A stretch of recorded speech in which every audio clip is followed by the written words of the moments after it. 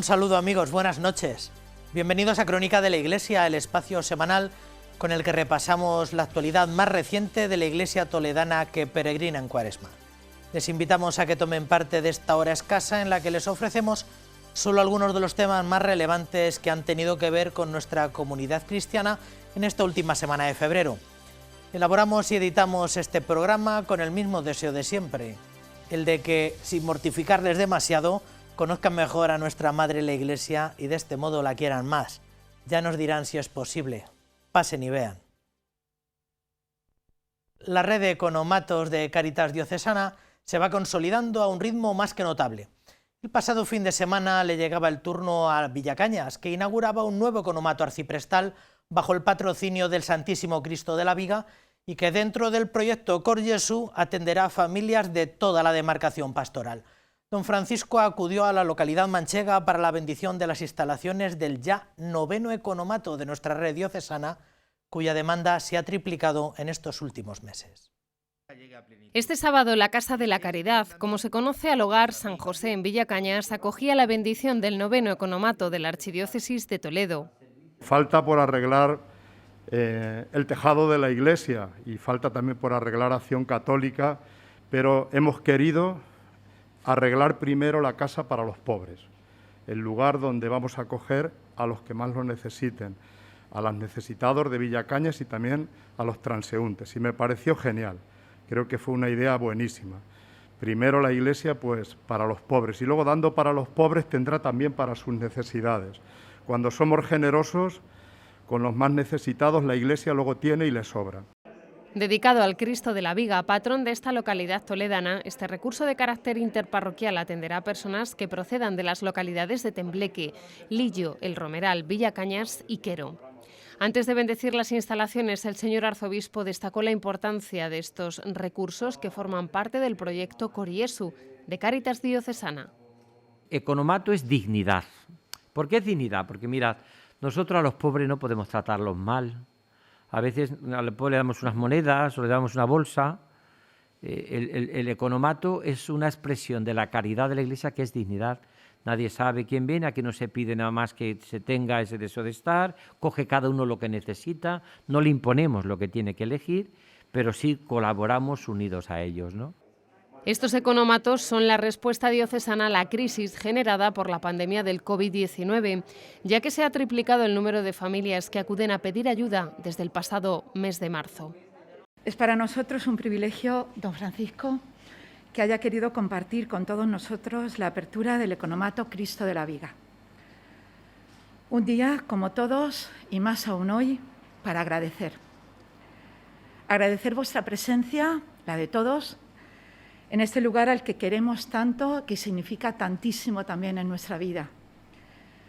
Dar gracias a todos los que habéis hecho posible que estemos aquí, con el economato listo para acoger a tantas familias que necesitan de esos brazos abiertos, de la mirada llena de amor y esperanza del Cristo de la Viga, y que va a suponer trazar también puentes de colaboración con los pueblos que formamos este arciprestazgo.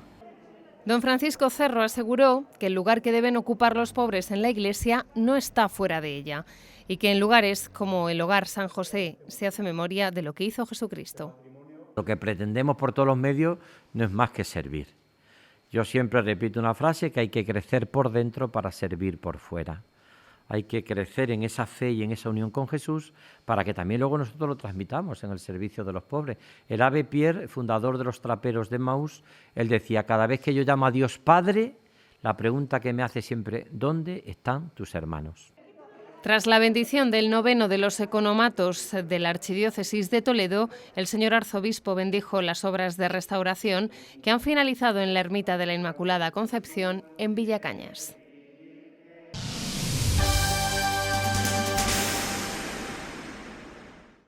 Durante la presentación de la sexta fiesta por la mujer y por la vida a beneficio del proyecto Mater, don Francisco no quiso, a preguntas de algunos medios locales, dejar de reconocer la dificultad de vivir con intensidad en estas circunstancias sociosanitarias, la Semana Santa que tenemos a la vuelta de la esquina y la fiesta del Corpus que queda para más adelante. El prelado aseguró que volverá a ser muy duro dejar de celebrar estas fiestas de referencia para la diócesis, pero que primará en todo caso el bien de la sociedad y de las personas. A punto de cumplirse un año desde su toma de posesión, el señor arzobispo de Toledo nos invita a vivir con gozo y serenidad las próximas celebraciones litúrgicas. No vamos a poder celebrar la Semana Santa como nos gustaría.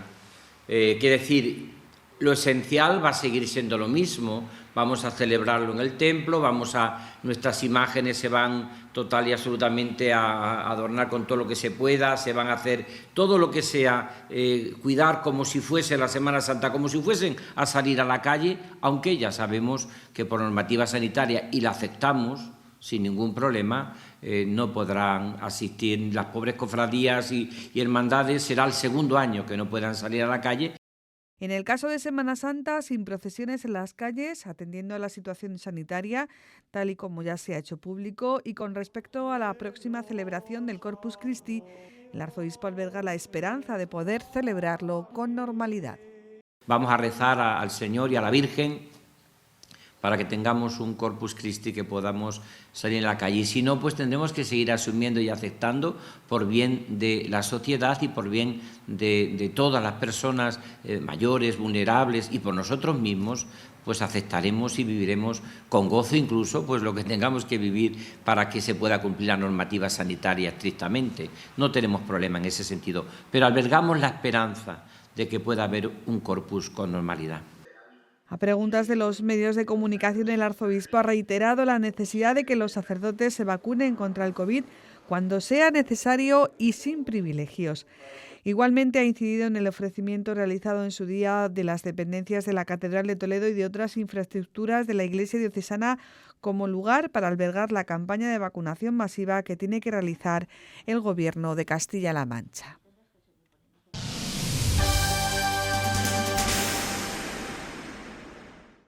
El Arzobispado de Toledo, a través de su Cáritas Diocesana y subsidiariamente de la Delegación de Familia y Vida, organiza este fin de semana la 6ª Marcha Solidaria por la Mujer y la Vida a beneficio del proyecto Mater.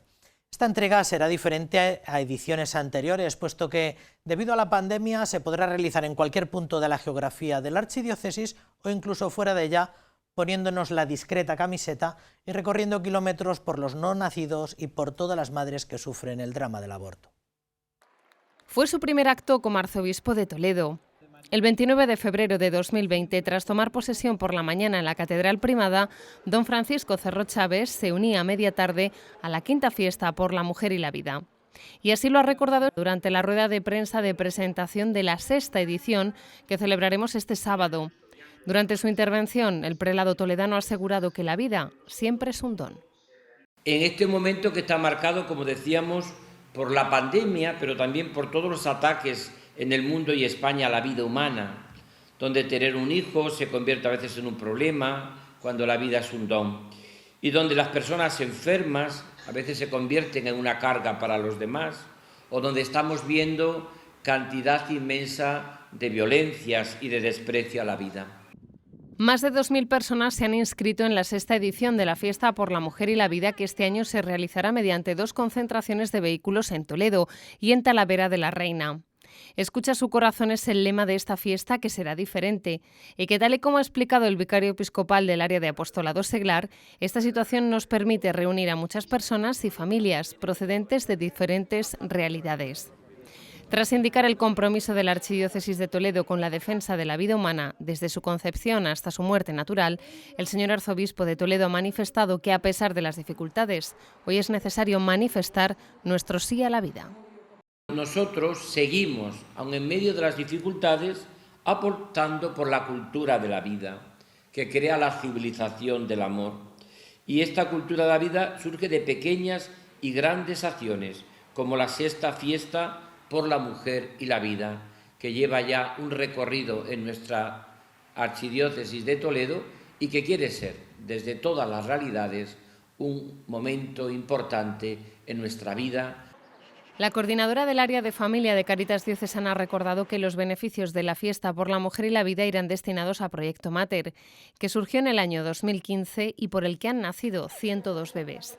Tras la presentación de la 6ª edición, han agradecido la colaboración de las empresas e instituciones que un año más se han comprometido y han mostrado su apoyo a la fiesta por la mujer y la vida.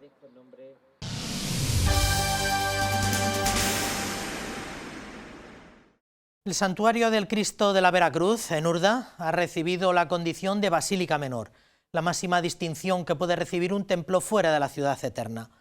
El Papa Francisco ha aprobado la designación y la Santa Sede la ha hecho público este mismo viernes. La archidiócesis se muestra agradecida porque se han reconocido los méritos del célebre santuario manchego. Su porte arquitectónico, el ser foco espiritual de gran devoción para toda la comunidad cristiana y ser un tesoro espiritual al que se le da culto ininterrumpidamente. Con fecha 2 de febrero de 2021, la Congregación para el Culto Divino y la Disciplina de los Sacramentos, en nombre del Papa Francisco, ha elevado a la dignidad de Basílica Menor el Santuario Diocesano del Santísimo Cristo de la Veracruz de Urda, una decisión de la Santa Sede que vincula la unidad y fidelidad de nuestra archidiócesis con Roma. Es un signo más de refuerzo de la comunión histórica que existe entre esta sede primada toledana y, en este caso, la Iglesia romana como cabeza y madre de todas las iglesias. Esta declaración conlleva derechos y deberes tanto para la Basílica como para su rector y también para toda la comunidad de fieles. Por ejemplo, ser un centro ejemplar de actividad litúrgica y pastoral de la diócesis, además de ser referencia en el ejercicio de la religiosidad popular y la caridad. Ahora La Mancha tiene un hospital de campaña, ahora tiene un sanatorio de conversión y de misericordia querido por la Iglesia de Toledo, como ha sido durante 4 siglos y ahora reconocido por la Iglesia de Roma. El señor arzobispo se ha mostrado muy agradecido con el Papa Francisco por esta deferencia y ha recordado la labor realizada por su predecesor, don Braulio Rodríguez Plaza, en este ámbito. Igualmente ha anunciado que, cumpliendo todas las medidas sanitarias, se organizará un acto en la propia basílica para compartir con toda la comunidad de fieles esta gran noticia para toda la archidiócesis.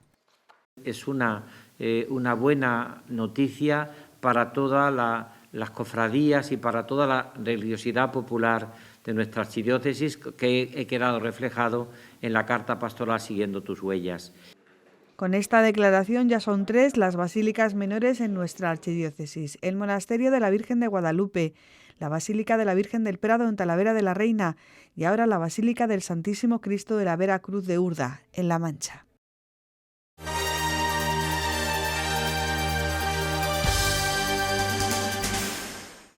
Ustedes que tienen buena memoria ya saben que estamos celebrando el primer aniversario de la llegada de don Francisco Cerro a la diócesis de Toledo, de su toma de posesión. También saben los más avezados que en esta semana estamos celebrando la memoria del beato cardenal Sancha. Hace unos meses la providencia puso en mi camino a alguien que dijo que le parecía apasionante todo lo que tenía que ver con la heráldica episcopal, o por lo menos con la heráldica de los arzobispos de Toledo. Y nos parecía una buena ocasión esta semana, que estamos conmemorando la llegada de don Francisco a la sede de San Ildefonso, para hablar de la heráldica de los arzobispos de Toledo. Por eso tenemos el gusto de poderles presentar esta noche a don José María San Román Cutanda, que es el presidente de la Sociedad Toledana de Estudios Heráldicos y Genealógicos. Don José María, buenas noches. Buenas noches, José María, muchas gracias. Muchas gracias por estar con nosotros. ¿Cómo llega usted, don José María, a esto de la heráldica? ¿Por qué esta pasión por la heráldica? ¿Por qué esta afición? Pues la verdad es que es una cuestión que me viene, como muchas cosas de estas que te vienen de repente. A mí me vino a los 14 o 15 años, en mi casa, pues bueno, hablando de cuestiones familiares y sobre antepasados y demás, a mí se me ocurrió comenzar a hacer una pequeña genealogía familiar y demás. Démonos cuenta de una cosa, que heráldica y genealogía son 2 ciencias ciencias auxiliares de la historia, que además están muy unidas, son muy cercanas. Al fin y al cabo, la heráldica es la representación de la genética tradicional, de la representación de las familias, y la genealogía es toda la línea familiar, el desarrollo de la línea familiar.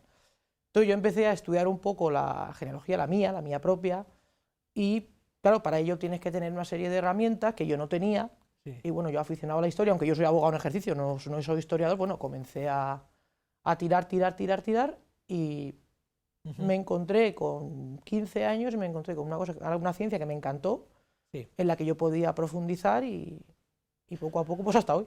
Pues luego al final hablamos de la Sociedad Toledana de Estudios Heráldicos y Genealógicos, pero en primer lugar, don José María, ¿cuándo se empieza a utilizar la heráldica y por qué los clérigos en general y los prelados en particular usan heráldica? Bueno, vamos a ver. La heráldica, lo primero de todo, insisto, la heráldica es una ciencia que estudia la representación de los linajes. Hay que hacer una distinción importante, y es que la heráldica, como mucha gente piensa, no es de un apellido, sino de un linaje. Es decir, usted y yo nos podemos llamar exactamente igual de apellido, San Román usted y San Román yo, y ser completamente diferentes, ser de dos casas diferentes, y por tanto dos apellidos diferentes, o incluso que su San Román, por algún motivo, tenga un privilegio heráldico por una cuestión de hidalguía, y la mía no, o al revés. Entonces, su San Román pues tenga, se me ocurre, un campo de gules con un castillo mazonado, y el mío tenga un campo de sinople con dos espadas cruzadas. Es un ejemplo que me lo estoy inventando, ¿vale? Lo que ocurre es que además hay gente que lo ha confundido porque ha habido obras de heráldica, obras muy buenas, por ejemplo, la más sobresaliente, el Diccionario de los Hermanos García Carrafa, que son cerca de 100 tomos que completó Endica de Mogrovejo, en la que salen apellidos, diversas casas solariegas, y eso se llaman los escudos de diccionario, ¿vale? Esos escudos pues, son de una determinada familia, pero no de cualquier familia. ¿Cuándo se empieza a utilizar la heráldica? La heráldica, en primer término, es una forma que tienen en la Edad Media de identificarse cuando van con escudo, cuando van en guerra tapados. Lo que ocurre es que la heráldica, en concreto la heráldica episcopal, y más concretamente en Toledo, digamos, va a la par de la heráldica castellana. La época de inicio es más o menos el siglo XIII, pero el afianzamiento es en el siglo XIV. Aquí, por ejemplo, tenemos en el siglo XII ya tenemos 7 prelados que usan, en el siglo XIII, tenemos 7 prelados que utilizan escudo heráldico. El último de ellos, el cardenal Gonzalo García Gudiel, que hablaremos un poco más adelante si da tiempo de él lo utiliza. Digo Gudiel porque es el considerado primer arzobispo mozárabe de Toledo, y además tiene una historia bastante curiosa su traída a Toledo, ¿no? Entonces, el afianzamiento es en el 13-14, se afianza ya del todo, y en adelante hasta hoy ha pasado algunas etapas. Una primera etapa, digamos, más espontánea, con una regulación más clásica, también un poco para que no haya duplicidad. Después, del 15 al 17, tenemos una heráldica muy limitada a las normas heráldicas, y del 18 hasta hoy, más o menos, pues la heráldica ha ido un poco en cierta decadencia. ¿Por qué? Porque sobre todo a partir del final del 19 empiezan a entrar alguna serie de escudos heráldicos más de carácter personal y menos de carácter familiar. La heráldica episcopal toledana es un ejemplo de eso. Le iba a preguntar, ¿son los obispos ahora mismo los pocos que tienen escudo heráldico? ¿Hay gente que sigue utilizando hoy la heráldica, aparte de lo que vemos más inmediatamente, de que cuando un prelado es consagrado como tal, tiene que hacerse un escudo? ¿Hay más gente que compone escudos heráldicos o hay más gente que los utiliza? A ver, ahí hay que hacer una distinción también, volvemos a lo civil y a lo eclesiástico. Sí. En la heráldica eclesiástica, naturalmente, todos los prelados, cuando son consagrados obispos, tienen su heráldica propia que conservan hasta el final de sus días. Algunos, por ejemplo, el Papa Benedicto, el paso del cardenal a Papa, modifica un poco su escudo heráldico. Y bueno, pues efectivamente los hay. Ahí, por ejemplo, tenemos el escudo del Papa Benedicto. Su escudo, en principio, tuvo 4 cuarteles, luego después pasó a un escudo, o sea, lo que se llama mantelado, ese pico que ve usted ahí, se llama mantelado, con 3 cuarteles. El primero es el moro de Ratisbona, eso es por una línea tradicional de Ratisbona, de Frisinga. Sí. Después está también el oso de Frisinga, que es una alegoría de San Corviniano, fue el primer obispo de Frisinga, que le atacó un oso al animal que le llevaba.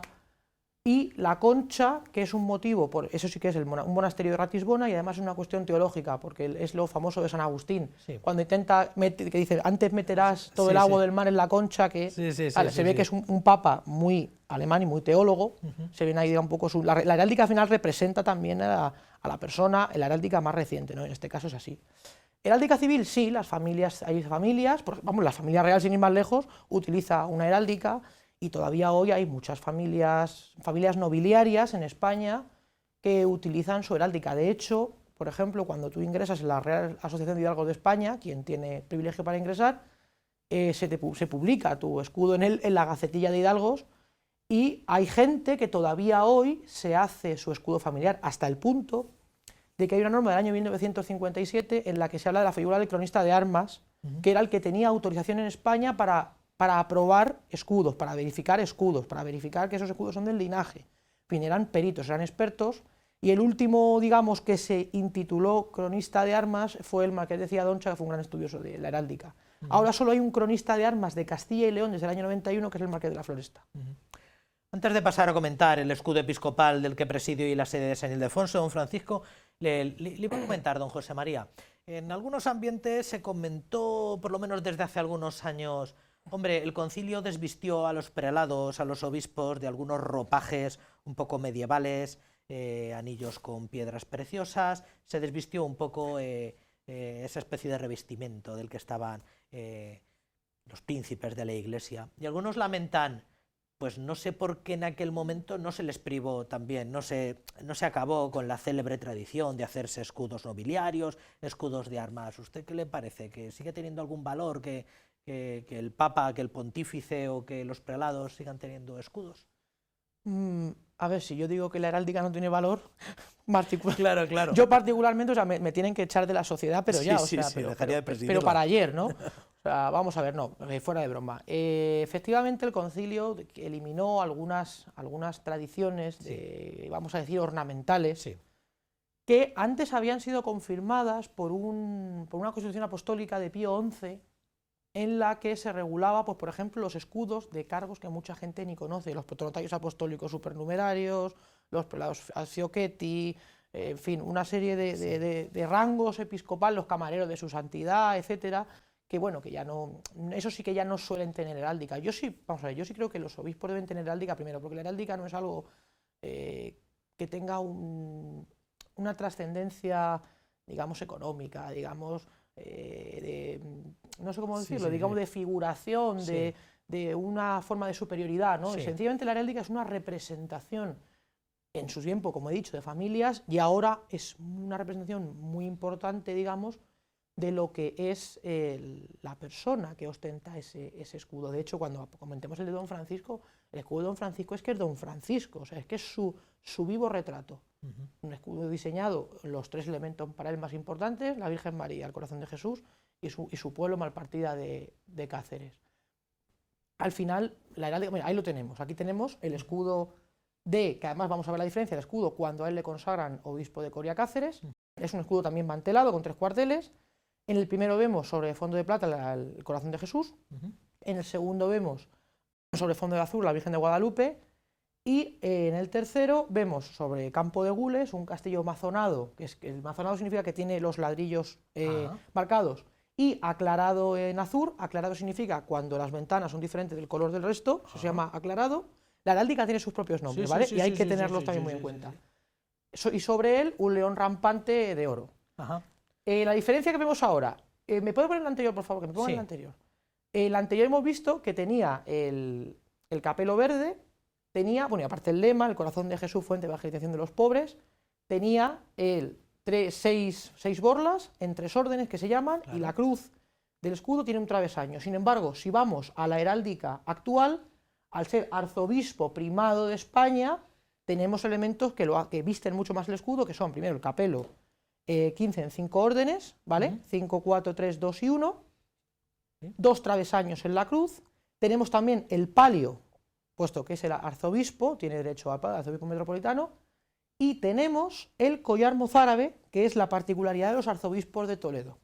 ¿Por qué? Porque el arzobispo de Toledo, bueno, o sea, eso es una cosa que usted sabrá muy bien, cuando se crea la Hermandad de Caballeros de Damas Mozárabes en 1966, y gracias poco después al esfuerzo de don Marcelo se retoma la tradición de la liturgia mozárabe, la celebración, etc. Digamos, empieza otra época de bonanza de su vida, de la vida mozárabe en Toledo. El arzobispo es cabeza natural de la mozarabía y además es superior general del rito hispano-mozárabe. Y además le voy a contar una anécdota graciosa, y es que don Braulio, cuando entra aquí a la diócesis, ustedes saben que don Braulio es de Aldea del Fresno, pero su madre era de Fuensalida. ¿Qué ocurre? Hay pueblos de la provincia de Toledo donde quitas una piedra y salen 5 mozárabes. ¿Qué pasa? Que él, unos años después de ser arzobispo, su collar mozárabe, celebrando, además le encantaba y celebraba muy bien el rito hispano-mozárabe, porque es un hombre con buena voz y lo celebraba muy bien. Un día un sacerdote de esta diócesis, Alfonso Galdeano, junto con un investigador de Hueca, Roberto Félix García, empiezan a tirar del su árbol genealógico por su madre, Antonia Plaza Conejo, y descubren que ese Plaza de Fuensalida es mozárabe, y por tanto él es mozárabe de sangre. Ah, caramba. De manera que cuando un obispo diseña su escudo, porque por lo visto o por lo oído, cuando a ti te van a consagrar obispo, cuando la Santa Sede, uno diseña el obispo y luego el resto de aditamentos se van acomodando dependiendo del lugar o dependiendo de la función. Para nuestra cultura general, cuando hay 3 borlas, un capelo con 3 borlas es de obispo. El del arzobispo... No, cuidado. Capelo, 6 borlas en 3 órdenes, obispo. 10 borlas en 4 órdenes, arzobispo. 15 borlas en 5 órdenes, sí. Verde, ¿sí? arzobispo primado o patriarca. Ajá. Y cardenal, 15 en 5 órdenes en rojo. También un privilegio importante, los patriarcas, además hay un patriarca en el mundo, que es el de Venecia, que es el único que tiene derecho a utilizar, siendo obispo, vestimenta de cardenal, con la única variación de que en el birrete termina en borla. En este momento es Monseñor Francesco Moraglia. Ajá. Y la cruz, si tiene un tramo, es un episcopado, y si tiene 2 tramos, la cruz Uno obispo, 2 arzobispo. Luego la palia, que también... El palio, perdón, que también vemos que el escudo pontificio, me parece que este es el de Don Braulio. Este es el de Don Braulio. Este es el de Don Braulio, non erubesco evangelium, no me avergüenzo del evangelio. Fíjese además en un detalle, o sea, cómo Don Braulio y Don Francisco, que además han tenido vidas en conjunto en su pastoral, Don Braulio, no me avergüenzo del evangelio, y Don Francisco, el corazón de Jesús, fuente de evangelización. Ajá. Teníamos también otro gran predicador del evangelio, que fue Don Marcelo, sí. También evangelizaciones pauperibus. Sí. Pauperes evangelizantus, sí. Y los escudos, la heráldica pontificia, iba a preguntarle, ¿también ha sufrido algunos cambios en este? Porque recientemente, después de haber hablado con usted, sí que recuerdo haber hecho una especie de pequeño histórico por los escudos de los últimos papas, y también ha habido ligeras variantes en los escudos pontificios. Sí, ha habido algunas variantes bastante reconocibles. La primera de ellas, si tenemos aquí el escudo de Juan Pablo II, vamos a ver, primero, el escudo de Juan Pablo II aquí lo tenemos.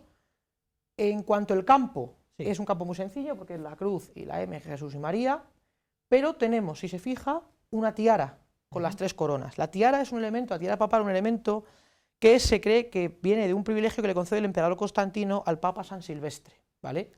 Y las 3 coronas se van poniendo a lo largo de la historia en función de diversos momentos. La primera corona la puso San Símaco, la segunda Bonifacio VIII y la tercera Benedicto XI. Y será Juan XXII el primero que use, fuera del blasón, que utilice la tiara. El significado de la tiara, los tres reinos de... Los tres reinados de Santo Padre. Y luego las llaves, igual, las llaves en la Edad Media se pusieron, lo que pasa es que las llaves primero fueron doradas, luego fueron dorada y plateada, y luego además el cordón de la llave cambia en el siglo, creo recordar que es en el siglo XIII, cambia ya de azul a rojo. Los escudos en el XVI. Sí, los escudos pontificios no solían tener lema episcopal, recientemente sí. El del Papa Francisco creo que ha tenido... El del Papa sí, el Papa Francisco sí, los últimos no. Mira, por ejemplo, el del Papa Francisco, miserando ad eligendo, eso viene, perdonándolos los eligió. Por ejemplo, el escudo del Papa Francisco es también muy simbólico. Fíjense que arriba ya no hay mitra, hay una mitra, ¿vale? La mitra, el significado de la mitra son el conocimiento de los 2 testamentos, por eso tiene 2 picos. Y luego las 2 ínfulas o fanones, que son las dos piezas que cuelgan, son el espíritu y la letra, y la doctrina, ¿vale? Sí. Entonces, aquí, por ejemplo, tenemos claramente la orden jesuita, en jefe, que es como se llama, aparte de la orden jesuita, con los 3 clavos. Abajo tenemos el cuartel diestro, digamos, el flanco diestro, tendríamos la estrella de la Virgen María, y junto a ello, los nardos en flor, que es el símbolo de San José. De hecho, fíjese usted cómo este año, además jubileo de San José, ite a Joseph, o sea, él está muy empeñado en San José, el Papa Francisco. Entonces, aquí tenemos una definición bastante clara de lo que de lo que es su... Aprovecho el escudo del Papa Francisco para un asunto que también que he oído en algún momento, que la heráldica clásica utilizaba mucho la simbología. En heráldica clásica, cuando uno quiere representar a la Virgen María, pues representa o la estrella, o el jarrón con lirios, o así. Y sin embargo ahora parece que se trata de representar pues imágenes de la Virgen. ¿Qué hay de cierto en todo eso? No, vamos a ver, no es así, es más bien al revés. Es más bien al revés. La cuestión es, la heráldica clásica tiene unas normas. Sí. ¿Vale? Entonces esas normas, entre otras, es la simplicidad. Digamos que una cosa es heráldica, es decir, símbolos que representan una determinada realidad, y otra cosa es la simbología. Ajá. Por ejemplo, heráldico es la estrella de la Virgen María. Sí. Más cercano a la simbología es el corazón de Jesús que utiliza don Francisco en su escudo, por ejemplo. Claro. Normalmente, si nos da tiempo, lo veremos ahora, tenemos, ahí por ejemplo tenemos el escudo de don Francisco, tenemos el corazón de Jesús, pero tenemos la figura completa. Sí. Sin embargo, aquí ya tenemos escudos de otros arzobispos, en este caso tenemos al cardenal Aguirre, tenemos el corazón de Jesús arriba. Arriba, sí, sí, ¿vale? Sí. Seguimos, tenemos el escudo de, tenemos aquí Sasola, el corazón de Jesús en escusón, escusón es lo que está, esa parte que está al centro sobrepuesta, ¿vale? Sí. Tenemos al Almaraz, que además Almaraz tiene ahí la cruz de Carlos III, perdón, pues las imágenes no son muy buenas, en calidad, Ya. Muy bien. La cruz de Carlos III, piense usted otra cosa, además, todos los eclesiásticos tienen derecho a utilizar las condecoraciones o los títulos que tengan. Por ejemplo, si en alguna diócesis está como por ejemplo pasa en Urgel, si tiene el título príncipe, puede utilizar la corona principal, la corona del principado. Si tienen condecoraciones, pueden utilizar esas condecoraciones. Por ejemplo, Luis María de Borbón y Villabriga utiliza 4. Utiliza Isabel la Católica y Carlos III, y luego por las 2 Sicilias utiliza San Genaro y San Fernando, que es una cosa curiosa. Pero si se fija lo que hemos visto antes en las imágenes estas, los corazones de Jesús son, digamos, el corazón en sí. ¿Ve? Aquí tenemos otro corazón en escusón, este es Rex, Segura, Cardenal Segura, que lo tenemos en la parte de arriba del escudo, si se fija. Es muy singular este escudo, ¿verdad? Este escudo es particularmente singular. Y luego tenemos al Cardenal Gomá, que lo tenemos en uno de los cuarteles. Sin embargo, en el escusón tenemos la balanza de la justicia. Sí. Que es una curiosidad que quien conoce un poco la vida del Cardenal Gomá, por ejemplo, Miguel Ángel Dionisio, que es un gran conocedor, él puede explicarnos con mucho más Tiene, detalle. por tanto, inventariada la presencia del corazón de Jesús en los escudos arzobispales de Toledo. A ver, yo tengo una lista hecha, pero aquí hay que hacer justicia. Yo no soy ni el primero, ni soy el que me he dedicado a esto el primer lugar. Ha habido antes que yo alguien, en este caso el gran trabajo que ahora mismo hay sobre heráldica episcopal toledana de Ventura Leblé García, que además fue su discurso de ingreso como académico numerario en la Real Academia de Bellas Artes de Toledo, y está publicado, por si alguien tiene algún interés en leerlo, en el número 23 de la revista Toletum, Segunda Época. Luego después la Sociedad lo publicó como un trabajo aparte con Mario Arellano García, que es otro gran heraldista toledano. Él es más genealogista, pero también es un gran heraldista, y son los que en realidad se han dedicado, y de hecho yo, y creo que debo decirlo, yo bebo de Ventura Leblic, bebo de Mariano Arellano, bebo de mi querido pariente recientemente fallecido, José Carlos Gómez Menor, bebo de José Antonio Dávila, que fue un poco el gran restaurador seglar de la cuestión mozárabe en Toledo de los años 60, en fin. Yo me he criado bajo las alas de alguien, entonces también yo creo que debo ser agradecido y debo dar las gracias, y en este caso a Ventura, que es quien hace este inventario de escudos episcopales toledanos. Otra de las excusas, aparte de el primer año de don Francisco en la sede toledana, y hemos comentado su escudo, estamos celebrando la fiesta anual del Beato Cardenal Sancha. Y recuerdo haber hablado con usted y haberme dicho que representaba poco más o menos un poco la heráldica, como un ejemplo de heráldica clásica, o cómo era aquello, el escudo de Sancha. No, vamos a ver, el escudo de Sancha tiene una peculiaridad, mira, aquí lo tenemos. Aquí la curiosidad es que él era Ciriaco María Sancha y Hervás. Y aquí, sin embargo, tenemos invertido, tenemos Hervás, el linaje Hervás, y luego el linaje Sancha de León. ¿Vale? El cardenal Sancha tenía el linaje Hidalgo, y de hecho en la parte de abajo del escudo vemos la cruz de la Orden de Calatrava a la que pertenecía su familia. Y ya fuera del escudo tenemos la Orden de Carlos III, porque él estaba... Otro ejemplo de condecorado. Este escudo en concreto debería llevar, al ser la Gran Cruz, debería llevar unos detalles más, pero bueno, es el que he encontrado con mejor resolución para que se viera y ahí lo tenemos. Son armas curiosas, las de Sancha, por eso, porque es el linaje Hervás, el linaje Sancha de León, que es un linaje noble de la provincia de Ciudad Real. Y bueno, pues si te parece, te voy a decir... le voy a dar una descripción que es cortado por una faja de gules y medio partido, que es la franja en rojo, primero en oro con un árbol de sinople, oro, y luego sinople es el color, como se llama al verde. ¿Cómo se llama el verde? 2 en azul, un león de, sobre campo de azul, un león de oro, león rampante que se llama, eso que estará con esa forma así. En sinople la cruz florealizada de gules, que es el escudo de la Cruz de Calatrava, el emblema de la Cruz de Calatrava, y timbrado con el capelo de su dignidad y redecorado rematado con el gran collar de la Orden de Carlos III. El capelo, tal y como decíamos antes, es rojo porque tenía ya... Porque es cardenal, príncipe de la Iglesia.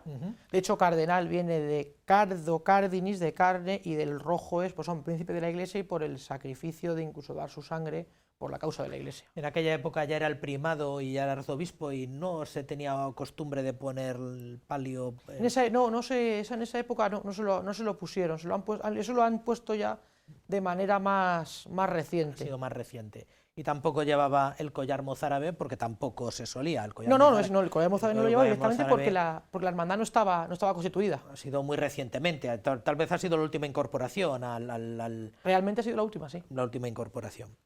Por ir acabando, ¿qué es la Sociedad Toledana de Estudios Heráldicos y Genealógicos? ¿Esto desde cuándo existe, don José María? Bueno, vamos a ver.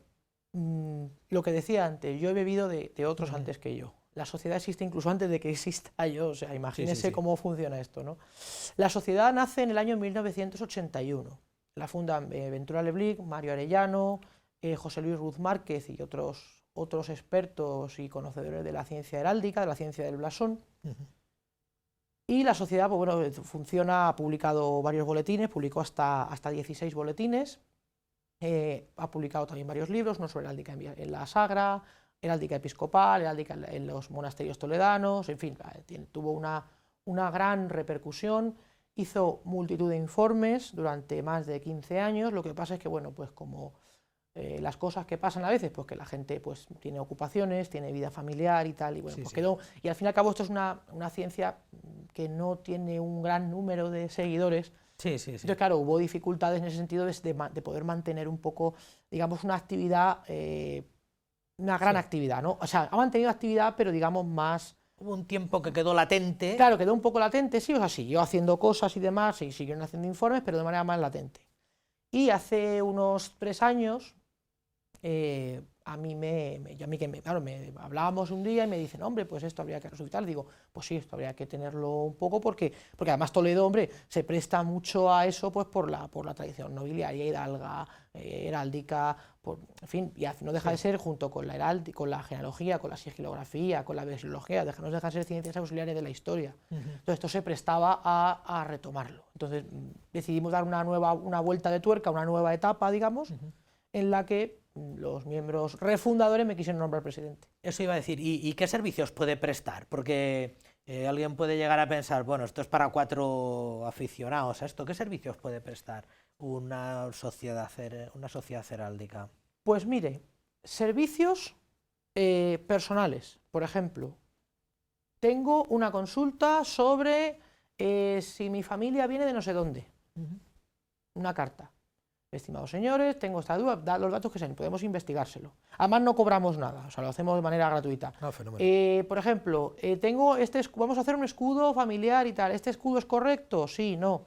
O una cosa mucho más tangible a la gente, que es la heráldica municipal y la vexilología municipal. De hecho, hace unos meses estuve reunido con el viceconsejero de Administración Local, que es el que tiene la competencia en materia de aprobación de escudos y banderas en Castilla-La Mancha. Nos trató, al tesorero y a mí que fuimos, nos trató de maravilla, fue un caballero, y yo además lo agradezco mucho porque han querido volver a poner otra vez en valor la heráldica municipal. Entonces nosotros, por ejemplo, estamos diseñando, de hecho tenemos varios encargos de escudos y banderas municipales, porque no olvidemos que la heráldica es una ciencia. O sea, no puede ocurrir como ocurrió en un pueblo en el que dijeron a los niños del colegio que dibujaran a ver quién se le ocurría el escudo mejor. o un señor que pasaba por allí, oye, mira, pues se me ha ocurrido una idea que... Sí. No, vamos a ver, es una ciencia, tiene unas normas, tiene un rigor, y ese rigor hay que seguirlo. Y tiene que haber un informe técnico. Entonces, la sociedad, una de las cosas que hace es esa, informar técnicamente. Esos son los servicios que puede dar la sociedad, ¿vale?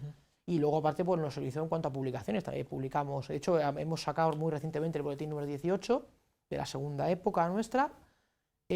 Vamos, ya digo, a mandar la semana que viene a un municipio de Albacete que nos ha pedido un diseño de una bandera y un escudo, y luego, aunque sea un poquito, hemos punzado un pelín a algún municipio al que hemos dicho que, mire, ustedes han cambiado un escudo y han puesto, pues mira, en concreto, me van a perdonar, pero han puesto un escudo en Andalucía, en el municipio de Andalucía, que es más el emblema de una ferretería que un escudo heráldico, porque se viola cualquier norma, o sea, es una...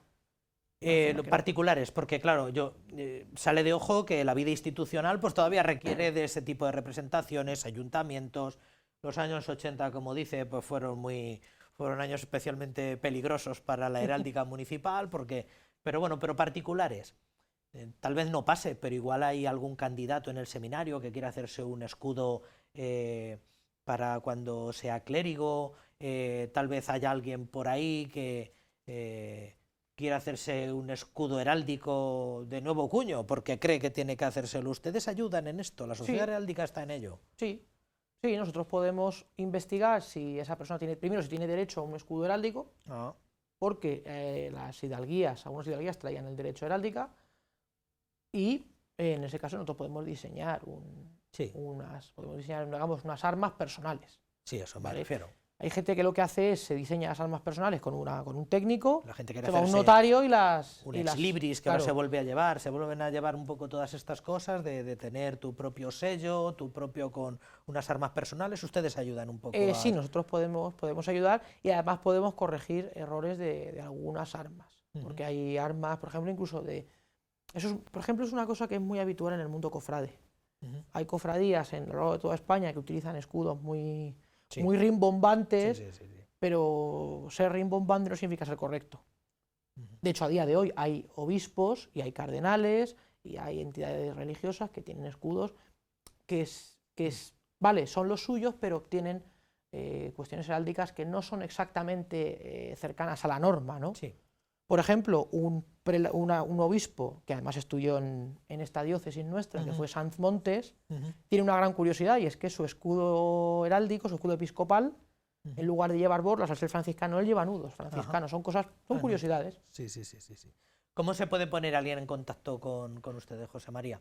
Todo el que tenga alguna duda, alguna sugerencia, necesite asesoría, quiera que le chequeen un poco lo que él ha pensado, porque ustedes de algún modo son como una especie de organismo regulador en ese sentido, o por lo menos aspiran a ser cada vez más organismo regulador en todo el mundo de la heráldica. ¿Cómo se pueden poner en contacto con ustedes? Pues mira, primero una cuestión importante. Vamos a ver, nosotros, más que órgano regulador, lo que somos es un organismo de carácter privado que asesoramos. Hay gente cuya profesión me refiero laboral, retribuida, es esta. Nosotros, quiero dejar muy claro que no queremos ir contra esa gente, ni queremos meternos con nadie, ni queremos quitar a nadie, o sea, cada cual, o sea, no porque no es así.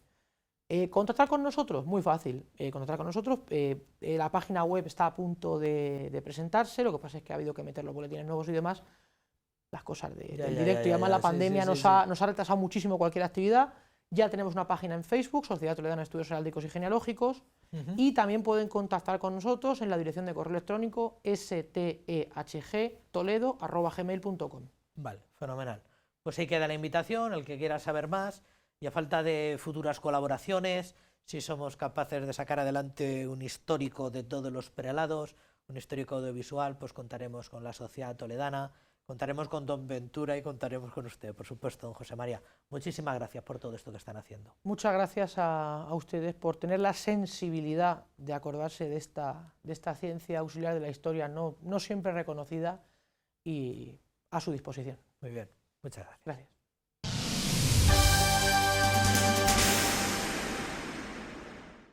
Don Francisco presidió la misa del Beato Ciriaco María Sancha en la Catedral Primada.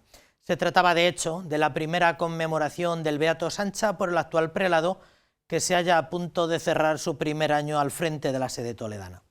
Cada 25 de febrero se celebra en la capilla de San Pedro, que es donde reposan sus restos, la memoria litúrgica del Beato Arzobispo de Toledo desde 1898 a 1909. Una época muy convulsa en todos los órdenes, tal y como ha recordado don Francisco en la memoria del Santo Prelado. La Iglesia ha celebrado la memoria litúrgica del Beato Ciriaco María Sancha Hervás, arzobispo de Toledo, desde 1898 a 1909. La capilla de San Pedro de la Catedral Primada ha acogido la celebración de la Santa Misa, que ha sido presidida por el señor arzobispo de Toledo. En su homilía, don Francisco Cerro ha explicado que a pesar de la época convulsa que le tocó vivir, su pasión por Jesucristo hizo que afrontase la vida con esperanza. Los santos, en vez de mirar por dónde se está yendo el sol, miran por dónde amanecerá. Eso es un poco la diferencia que hay entre un santo. En vez de quedarse mirando tristemente lo que hemos perdido, tal, pues lo que hace es viendo dónde volverá el sol a amanecer. Por eso la figura de este hombre, lo primero que hace es, en ese siglo tan convulso, tema de Cuba, va para allá, va para acá, se mueve, pero es un hombre que en el fondo le mueve todo Jesucristo. Don Francisco ha destacado la pasión por la Iglesia y por los más pobres que siempre manifestó con su vida y con sus obras el cardenal Sancha.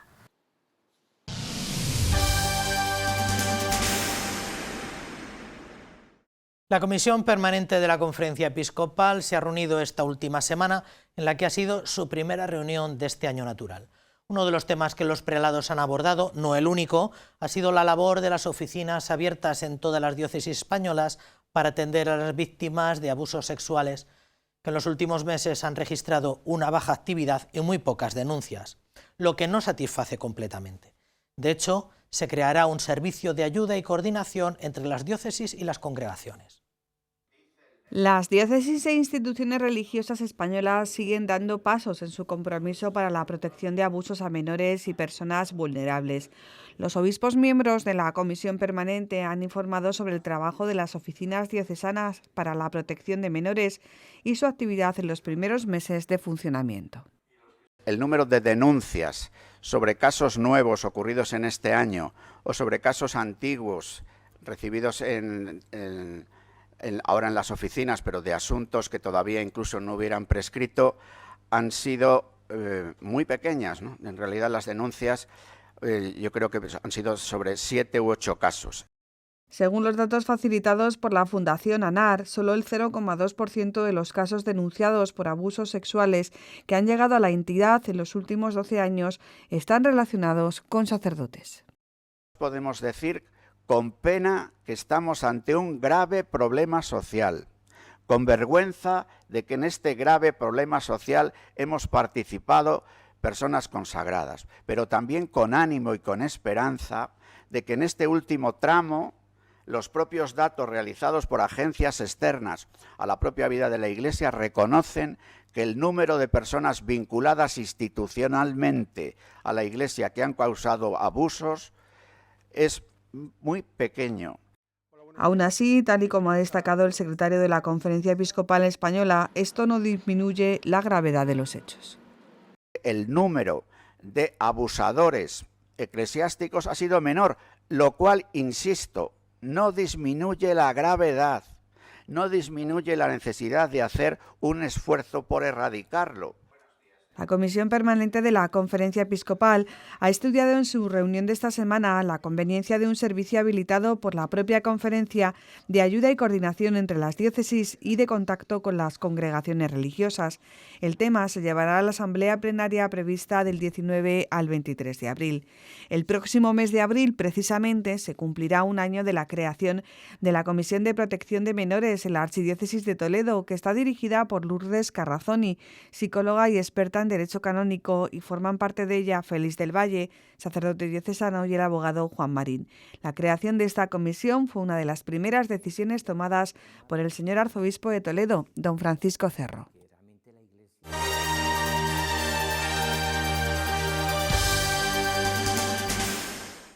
No queríamos terminar nuestra entrega sin abordar la agenda del Papa Francisco en esta última semana. El Santo Papa y la Curia Romana realizan su semana de ejercicios espirituales al comenzar la Cuaresma, pero a diferencia de años anteriores lo hacen de modo individual por precaución sanitaria. La misma razón de fondo por la cual 5 comisiones trabajan en la Santa Sede para responder a los desafíos que plantea la pandemia. Al Papa le ha dado tiempo también en estos días para recibir equipos de fútbol o realizar visitas domiciliarias. Semana especial de oración para el Papa Francisco y toda la Curia del Vaticano, que desde este lunes suspendieron sus actividades públicas para rezar y meditar de modo individual. La situación sanitaria impidió que esta vez se reunieran de modo comunitario como en años anteriores en las afueras de Roma. Eso sí, el Santo Padre envió a cada uno de los prelados de los dicasterios de la Santa Sede un libro con reflexiones espirituales para alentarlos en este tiempo de Cuaresma. El jueves 18, el sucesor de Pedro no quiso estar ausente del importante Congreso de la Educación Religiosa organizado por la Arquidiócesis de Los Ángeles en Estados Unidos, y como esta vez se llevó a cabo online, Francisco mandó un mensaje de video renovando su compromiso por el derecho a una educación de calidad para todos y con un claro llamado a las nuevas generaciones. Saludo especialmente a los jóvenes. Los invito a la esperanza que nos habla de una realidad que está enraizada en lo profundo del ser humano, independientemente de las circunstancias concretas y los condicionamientos históricos en que vive. Ustedes jóvenes sean los poetas de una nueva belleza humana, una nueva belleza fraterna y amigable. Mientras tanto, en el Vaticano avanza el trabajo de las 5 comisiones de expertos y eclesiásticos que lideran diversos proyectos para responder hoy y en el futuro a los desafíos sociales, económicos y humanos planteados por la pandemia de coronavirus. Un esfuerzo iniciado por voluntad del Santo Padre y seguido muy de cerca por él. El sábado 20, antes de entrar en retiro, el Papa acogió en la Sala Clementina del Palacio Apostólico a jugadores y dirigentes de la Sampdoria, un equipo de fútbol italiano de la ciudad de Génova. El deporte, también el fútbol, es un camino de vida, de madurez y de santidad. Se puede ir hacia adelante, pero nunca se puede avanzar solo. Siempre en equipo, siempre en equipo. Todo se hace en equipo y las victorias más hermosas son aquellas del equipo. Le vittorie più belle sono quelle della squadra. Y ese mismo día por la tarde Francisco salió del Vaticano para ir a visitar en el centro de Roma a la escritora húngara Edith Bruck, de 90 años. De origen y religión judía, sobrevivió al campo de concentración de Auschwitz y su testimonio conmovió al Santo Padre, quien una vez más condenó las atrocidades de la persecución nazi. A su salida, el Santo Padre se encontró con una serie de personas que habían advertido su presencia.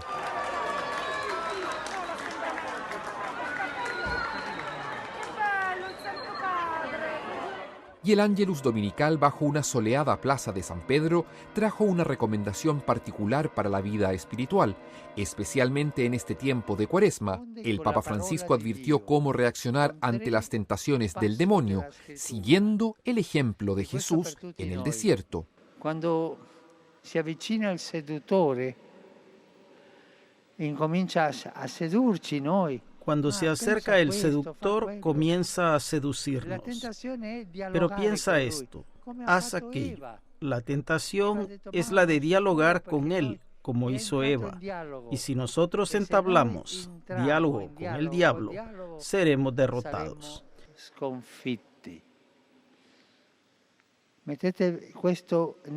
Grábense esto en la cabeza y en el corazón. No se dialoga nunca con el diablo. No hay diálogo posible. Solo la palabra de Dios. Y desde entonces el Papa se encuentra en recogimiento, dándose un tiempo de especial intensidad para escuchar a Dios en la oración y así vivir en profundidad la Cuaresma que nos prepara para celebrar la Pascua del Señor.